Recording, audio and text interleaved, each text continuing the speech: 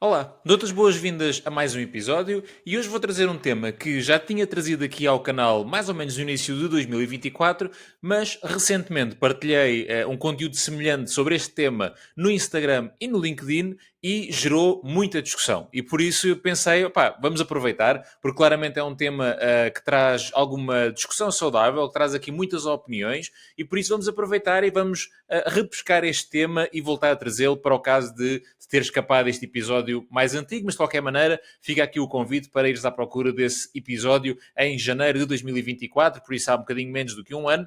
Mas vamos então falar de quê? Vamos falar de Robert Kiyosaki, vamos falar de Pai Rico, Pai Pobre, vamos falar de ativos e passivos. E porquê é que eu trago este tema? Porquê é que ele foi tão discutido então nesta publicação do Instagram e do LinkedIn? Porque eu, vou-te já adiantar, discordo da posição do Robert Kiyosaki em relação ao que é a definição de ativos e passivos, ok? Para fazer aqui algum enquadramento, para o caso de não estares tanto por dentro do tema. O Pai Rico, Pai Pobre é um livro que foi escrito nos anos 90 pelo autor Robert Kiyosaki e que foi, para muitas pessoas, a porta de entrada neste mundo das finanças pessoais, dos investimentos, destas coisas todas. E eu admito que também, para mim, foi um livro particularmente importante e que me ensinou muitas coisas, apesar de eu, hoje em dia, já achar que há ali muitas coisas que estão um pouco desatualizadas, que já não fazem assim tanto sentido e algumas das quais eu realmente discordo e esta questão dos ativos e passivos são uma delas. Quando estamos a falar das nossas finanças pessoais, é realmente importante sabermos ou conhecermos os nossos ativos e os nossos passivos. E então o que é que Robert Kiyosaki diz? Diz que os ativos são todas as coisas que nos metem dinheiro no bolso, passivos são todas as coisas que nos retiram dinheiro do bolso, ok? Isto é a definição e ele dá alguns exemplos, eu diria que o exemplo mais famoso e que se calhar deu alguma popularidade a este tema é a casa própria, que muitas pessoas encaram a casa própria como sendo o seu ativo e o Robert Kiyosaki vem dizer que não, que a nossa casa própria é um passivo. Porquê? Porque mês após mês ele retira-nos dinheiro do bolso, ok? Porquê? Porque temos a prestação para pagar, temos o seguro, temos o IMI, temos o condomínio, temos a manutenção e por isso como todos os meses nos sai dinheiro na conta, então, na definição de Robert Kiyosaki, isto faz da nossa casa própria um passivo. E é aqui que nós discordamos, ok? Eu sei que é ambicioso dizer que discordo de Robert Kiyosaki com os seus milhões de fãs por esse mundo fora e pessoas que defendem acerrigamente esta ideia, mas eu não concordo e vou explicar porquê, ok? Na minha opinião, a nossa casa própria, utilizando aqui o mesmo exemplo do Robert Kiyosaki, é um ativo nosso, ok? Qual é a minha entre aspas, definição? E porquê é que eu digo que não é minha? Porque isto é a definição contabilística, a definição formal, a definição académica, se quiserem, e podes ir à procura da definição no Google, podes procurar por ativo e passivo, podes procurar por asset ou liability em inglês, o conceito é o mesmo, e a definição está muito bem feita. E a definição é: um ativo é tudo aquilo que é detido por alguém e tem valor, e um passivo são as suas dívidas, ok? São coisas diferentes, não é a mesma coisa que Robert Kiyosaki disse. E por isso, nesta perspectiva, a nossa casa própria será sempre um ativo, ok? O nosso carro próprio é um ativo. Tudo aquilo que nós temos é um ativo e todas as nossas dívidas são o nosso passivo. E quando se fala, por exemplo, e para perceber o quanto sentido isto faz, quando se fala de património líquido, quando se fala de net worth, ok? Quando se fala das pessoas mais ricas do mundo que têm um património de não sei quantos bilhões de dólares, fala-se sempre de ativos menos passivos, ou seja, propriedade dessas pessoas deduzida das suas dívidas. E isto é que é o património líquido. Nunca se fala em lado nenhum da questão do entra dinheiro do bolso ou sai dinheiro do bolso. E então, Robert Kiyosaki está certo ou está errado? E eu digo, a ideia está certa, os conceitos é que não estão certos, ok? Esta ideia que Robert Kiyosaki defendeu e que pôs muitas pessoas a pensar, e bem, na questão do comprar passivos e não... comprar ativos e não comprar passivos, eu não podia concordar mais, ok? E acho difícil que alguém discorde desta ideia de nós darmos prioridade a comprarmos coisas e investirmos o nosso dinheiro em coisas que nos metam mais dinheiro no bolso. Completamente de acordo. Mas isso não é um ativo, nem é um passivo, não é essa a definição, ok? E por isso fica com esta ideia. Ativo e passivo. Ativo é o que eu tenho e que é dinheiro ou que vale dinheiro e que é uma propriedade minha, ok? Lá está, a minha casa. A minha casa eu posso vendê-la e ganhar algum dinheiro com isso. Se eu estiver numa casa arrendada, eu não tenho esse ativo porque a casa não é minha, ok? Por isso, A minha casa, o meu carro, o meu dinheiro no banco, os meus investimentos dos ETFs, as minhas ações, as participações que eu tenho em empresas, os meus negócios, são tudo ativos. Todo o dinheiro que eu devo a alguém são os meus passivos. Esta é a definição correta. E então onde é que este conceito de entrar dinheiro no bolso e sair dinheiro do bolso de Robert Kiyosaki entra? Ligado aos ativos, ok? Vou ser ainda mais ambicioso e dizer que, que estamos aqui a ser o nível avançado do Robert Kiyosaki, ou o nível 2, ou o nível mais aprofundado, se quiseres. Porquê? Porque esta questão do entrar dinheiro ou sair dinheiro do bolso aplica-se aos ativos, ok? Todos os nossos ativos vão se dividir nestes dois grupos. Há ativos, ou seja, tudo aquilo que nós temos, ou vão gerar dinheiro a entrar no nosso bolso, ou vão gerar dinheiro a sair do nosso bolso. Exemplo, a tal casa própria, a casa onde eu vivo, certo, é um ativo na perspectiva em que é uma coisa que faz parte do meu património, tem um valor, que eventualmente até valoriza, pelo menos essa a tendência, e que eu posso vender e transformar em dinheiro. Isso é um ativo, mas todos os meses ela está-me a custar dinheiro. Okay? Está-me a custar a prestação, está-me a custar o seguro, está-me a custar o IMI, aquelas coisas todas. Ou seja, é um ativo que gera um fluxo de caixa negativo, porque me gera mais despesa do que rendimento. Se eu tiver um imóvel que invisto no mercado de arrendamento, por exemplo, compro para colocar no mercado de arrendamento, e se os números baterem certo e tiver sido tudo bem feito, o que eu vou receber de renda será superior aos meus custos, ok? Por isso eu recebo um X de renda e vou ter na mesma a prestação do crédito para pagar, os impostos, o condomínio, a manutenção, essas coisas todas, mas se eu tiver feito bem as minhas contas, a minha renda é superior a estes custos. E por isso eu tenho um ativo na mesma, a casa é o meu ativo, mas que me gera um fluxo de caixa positivo, porque me entra dinheiro do bolso proveniente deste ativo, ok? O carro. O carro próprio que eu tenho para as minhas deslocações e para as minhas coisas é um ativo, mas que me custa combustível, custa-me o IUC, custa-me a manutenção, custa-me o seguro, fluxo de caixa negativo. Se eu tiver o mesmo carro e utilizar para conduzir na Uber ou na Bolt ou o táxi mais tradicional e conseguir ganhar mais dinheiro do que ele gera de despesas, é um ativo que me gera um fluxo de caixa positivo, ok? E por isso, quando o Robert Kiyosaki fala em ativos e passivos, pelo menos a minha forma de ver isto, e vamos ser aqui muito ambiciosos e falar no tal nível 2, digamos assim, do pai rico, pai pobre, ele está sempre a falar em ativos, está sempre a falar em coisas que são nossas. E aí é a parte onde nós concordamos que o nosso principal propósito deve ser em investirmos ou colocarmos o nosso dinheiro em ativos que nos gerem um fluxo de caixa positivo, ativos que nos metam mais dinheiro no bolso. Todos nós vamos ter os nossos ativos de fluxo de caixa negativo, casa própria, carro ou outras coisas. E elas fazem parte, mas o nosso foco deve estar deste lado, do lado do fluxo de caixa positivo.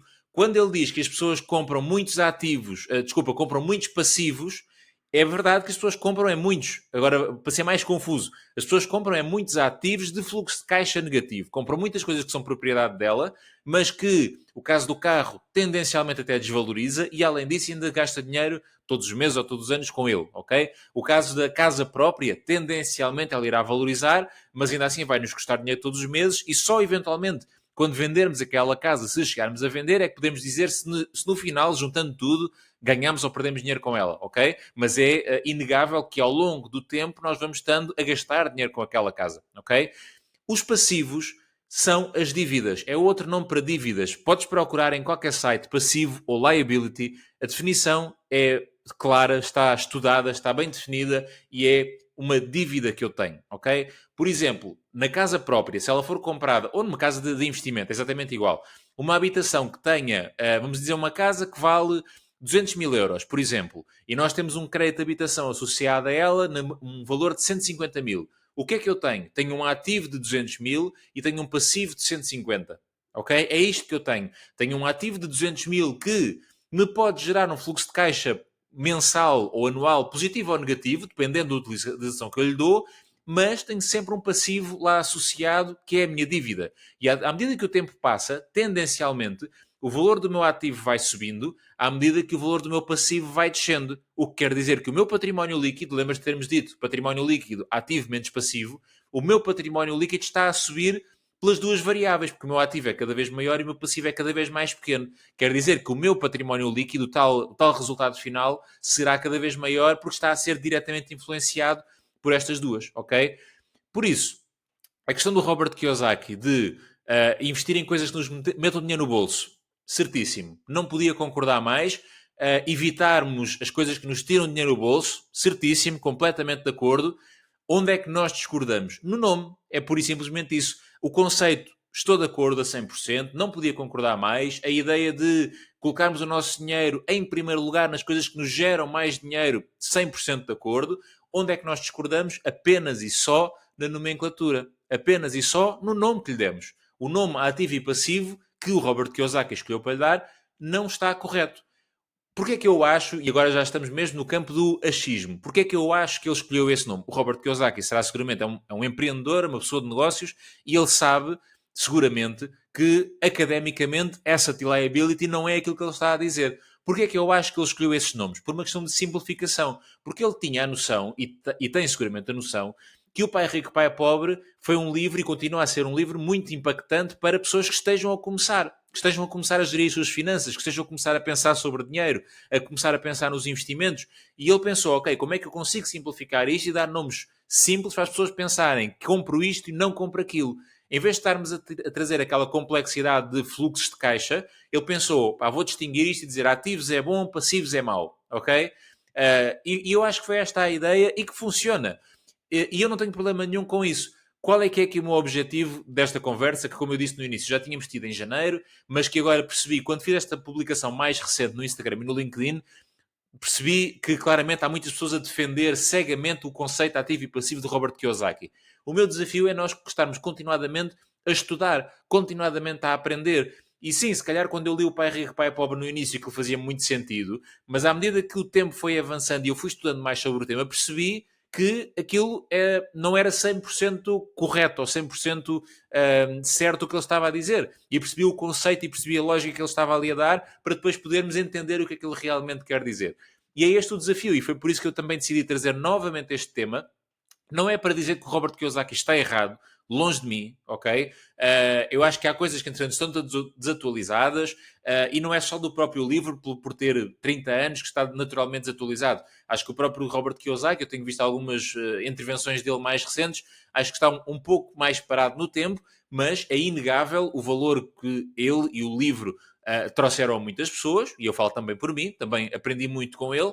Mas aqui o meu desafio para ti que estás aqui a acompanhar estas conversas e a desenvolver as tuas finanças e a aprender mais sobre isto, é que nunca pares de aprender e nunca pares de questionar. Ou seja, não é por ser o Robert Kiyosaki que nós devemos aceitar cegamente o que nos estão a dizer, ok? Devemos tentar interpretar, devemos tentar entender, perceber se aquilo faz sentido ou não. Da mesma forma comigo, ok?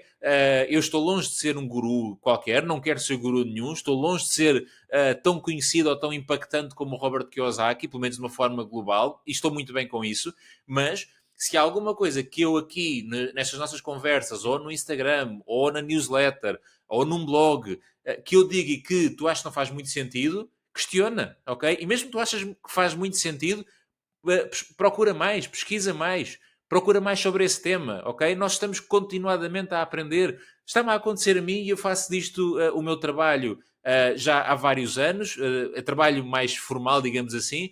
Eu já estudo sobre este mundo das finanças pessoais há mais ou menos 15 anos, já li muita coisa, já ouvi muita coisa e eu estou continuadamente a aprender e muitas vezes com as pessoas, vamos dizer de uma forma simplificada, a quem eu estou a ensinar. Porque são pessoas que de vez em quando fazem uma pergunta que aquilo me dá ali um clique.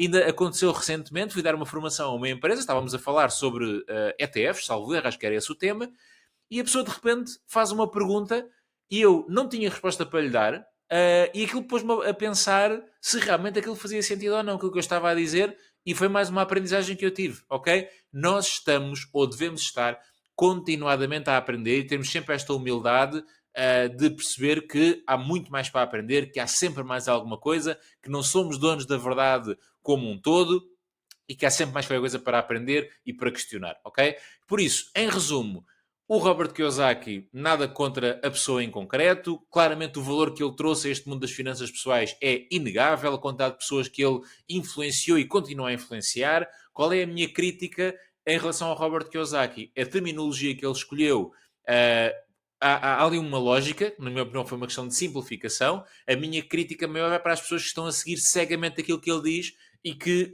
se recusam a estudar um pouco mais e a perceber um pouco mais sobre o assunto. Por isso, quero também convidar-te a deixares aí nos comentários qual é a tua opinião sobre este assunto, se realmente segues cegamente as ideias do Robert Kiyosaki ou de outro qualquer. Não te esqueças de deixar o teu like aqui neste episódio, de seguir na plataforma onde estás a ver ou ouvir estas nossas conversas. Se houver algum tema que gostasses que eu trouxesse num futuro próximo, basta enviar-me uma mensagem e eu tenho todo o gosto a ir ao encontro dos teus pedidos. Muito obrigado e até à próxima.